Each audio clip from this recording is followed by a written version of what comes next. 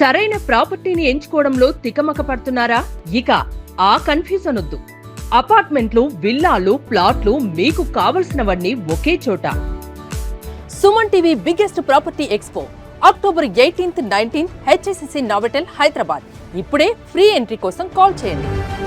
యూసుఫ్గూడ ఏరియాలో ఉన్నటువంటి జవహర్ నగర్ ఇది. అయితే ఇక్కడ ఒక ఇంట్లో రెంట్కుండే వాళ్లకు ఆ ఇంటి ఓనర్ అంటే యజమాని వాళ్ళ బాత్రూంలో సీసీ కెమెరా పెట్టించాడట. అయితే అది ఎప్పుడు ఈ నెల 5వ తారీఖు అంటే అక్టోబర్ 5వ తారీఖున ఆ సీసీ కెమెరా ఫిక్స్ చేశారు. అది కూడా ఎక్కడంటే బాత్రూమ్ లో ఉండే లైట్ బల్బ్ ఉంటుంది కదా, ఆ బల్బ్ ఉండే హోల్డర్ లో ఫిక్స్ చేశారు. ఆ తర్వాత 13వ తారీఖున వాళ్ళు చూశారట. అది దాంట్లో సీసీ కెమెరా ఉందన్న విషయం 13వ తారీఖు వాళ్ళు గ్రహించారు. వాళ్ళిద్దరు భార్యాభర్తలు. సో ఆ భర్త గమనించి అప్పుడు ఓనర్ని అడగటం, ఓనర్ నాకేం తెలియదని చెప్పటం, ఇదంతా జరిగింది.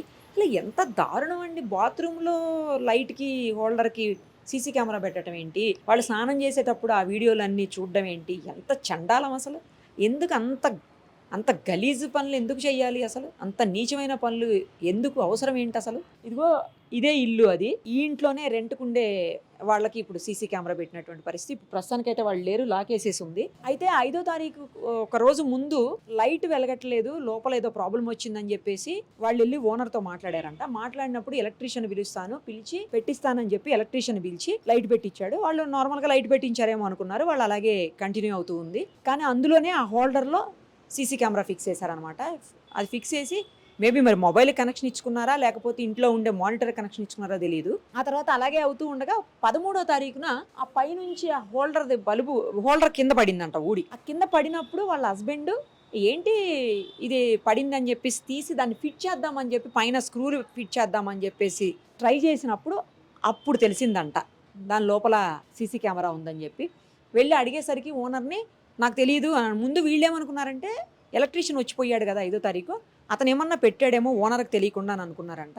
ఆ మాట అడిగితే ఏం పర్వాలేదు, వదిలేసేయండి, కేసు పెట్టకండి, కేసు పెడితే మళ్ళీ మీరే అలరైపోతారు, లేకపోతే మీ మీద శిక్ష అనుభవించి వచ్చిన తర్వాత బయటకు వచ్చిన తర్వాత మళ్ళీ అతను మీ మీద కక్ష పెట్టుకుంటాడు, మిమ్మల్ని ఏమన్నా చేస్తాడు, వద్దులే ఏం చేయవాకండి అని చెప్పాడంట. అప్పటికి కూడా వీళ్ళకి ఎక్కడో చిన్నగా డౌట్ మొదలయ్యింది. అప్పటికి ఏంటి ఇలా చెప్తున్నాడు ఓనర్ అనగానే వెంటనే ఇమీడియట్గా రెస్పాండ్ అయ్యి పోలీసులకు కంప్లైంట్ ఇవ్వటమా, లేకపోతే ఇలా ఎందుకు జరిగిందని ఆ ఎలక్ట్రీషియన్ పిలిపించడమా, లేకపోతే ఫోన్ చేయడం, ఏదో ఒకటి చేయాలి కదా. అలా చేయకుండా సర్ది చెప్పడం ఏంటి అనేది అర్థం కాక అక్కడ వీళ్ళకి డౌట్ వచ్చి ఇమీడియట్గా పోలీసులు కంప్లైంట్ చేయడం, పోలీసులు ఇంటి ఓనర్ని అయితే అరెస్ట్ చేశారు, అశోక్ కంట పేరు. తర్వాత ఎవరైతే ఎలక్ట్రీషియన్ ఉన్నాడో చింటూ అంటున్నారు, అతను మాత్రం అబ్స్కాండింగ్లో ఉన్నాడు, ఇప్పటివరకు ఇంకా దొరకలేదు. సో ఇప్పుడైతే వీళ్ళు వెకేట్ చేసేసారు. ఇంకోటి ఏంటంటే ఈ బిల్డింగ్ మొత్తం 10 పోర్షన్స్ ఉన్నాయి. 10 పోర్షన్స్ కింద లాస్ట్లో స్టెప్స్ దగ్గర ఒకటి ఉంది. ఇంకా ప్రతి ఫ్లోర్లో 3 రూమ్లు ఉన్నాయి. రూమ్ కూడా ఒక్కొక్క రూమే. ఆ రూమ్కి ఇటు సైడ్ ఒక రూమ్ ఉంది, ఇటు సైడ్ 2 రూమ్స్ ఉన్నాయి అనమాట. ఈ 2 రూమ్స్కి కలిపి వాష్రూమ్ దాని ముందు ఇచ్చారు చూడండి, అక్కడ ఒక వాష్రూమ్ ఉంది. ఇక ఈ రూమ్కి వచ్చేసి ఇప్పుడు ఈ రూమ్లోనే కదా ఇష్యూ అయింది, ఈ రూమ్కి వచ్చేసి వాష్రూమ్ లోపల ఉంది, దీనికి ఒక్కదానికి అటాచ్డ్ ఉందన్నమాట. ఆ రెండింటికి మాత్రం బయటకే ఉంది. సో అందుకోసమే దీంట్లో పెట్టడం సాధ్యమైనట్టు ఉంది. ఆ ఒక్క పోర్షన్కి అందుకే పెట్టగలిగారు. ఇది కామన్ బాత్రూమ్ కాబట్టి, కామన్ టాయిలెట్ కాబట్టి పెట్టలేకపోయారు వాష్రూమ్కి. సో దీనికి మాత్రం పెట్టారు. మొత్తం 10 ఉన్నాయి. ఒక్కొక్క దానికి 5500 రెంట్ అంట. ఒక టెనెంట్ని అడిగితే చెప్తున్నారు 5500 రెంట్ అంటే ఆల్మోస్ట్ బిల్డింగ్ మొత్తానికి 55,000 వాళ్ళు రెంట్ తీసుకుంటున్నారు. కింద అయితే వాళ్ళ వాటర్ ప్లాంట్ కూడా ఉందంట, వాటర్ సేల్ చేస్తారని చెప్తున్నారు. కింద 2 షట్టర్స్, బట్ ఇప్పుడైతే అవి కూడా క్లోజ్ ఉన్నాయి. కానీ వాళ్ళ ఇంట్లో కూడా ఆడవాళ్ళు ఉంటారు, వైఫ్ ఉండొచ్చు, లేకపోతే సిస్టర్స్ ఉండొచ్చు, లేదు అంటే వాళ్ళ కూతుర్లే ఉండొచ్చు. వేరే ఆడవాళ్ళ మీద ఇంత దారుణమైనటువంటి నీచమైన పనికి ఒడిగొట్టడం ఏంటో మరి.